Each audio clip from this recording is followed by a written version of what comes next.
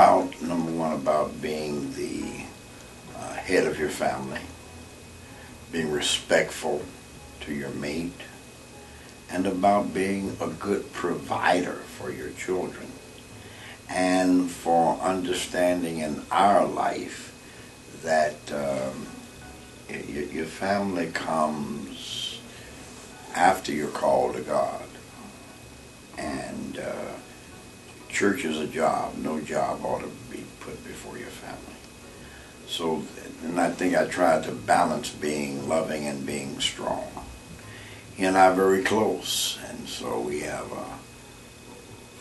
we talk quite often.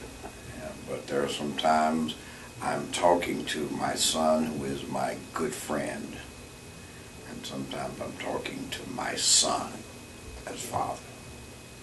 And we know the distinction. If your father were here right now, what would you say to him? Oh, wow. Do you think I did good, Dad? I don't know. Everybody wants to impress their dad. It's the most probably wonderful feeling if you can make your dad feel good about you.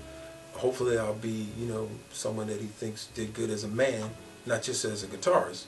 But I would love him to hear my music and see what he thought about it, and more importantly, to meet my kids and be, happy for them. And I'm sure he would be overjoyed to meet the children. Absolutely. So those would be the biggest wishes that you could have. I forgave him for everything. Whatever happened to him, my mother, I forgave him. Because I knew at that point that I had to do what the scripture says: honor your mother and father, yes, so that your days may be long. Days may be long. I realized that at that point. And the challenge was for me at that particular time, I had to be there for him in his health. And he was going back and forth to the hospital, and I would crisscross between Newark and Patterson, here and there, to go back and forth in the hospital to see him. We would get out, I'd go to the house, he'd get out. And then this last time, he went to the hospital, signed himself out, and then I guess he just was tired. And he went home that day and went upstairs to his apartment, and he died, in the house. And I got the phone call, that my father had passed. I got to Patterson, I got to the house, the body was still in the house.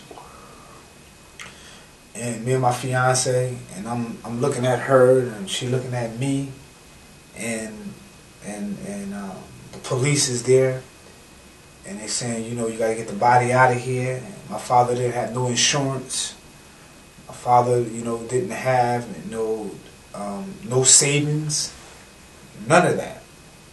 I was left as a child to step to the plate. And I had to think quick and fast to get the body out of there, to get it to a funeral home and make arrangements and get his brothers and sisters and nieces and nephews and everybody to the funeral. And I can candidly say, brother,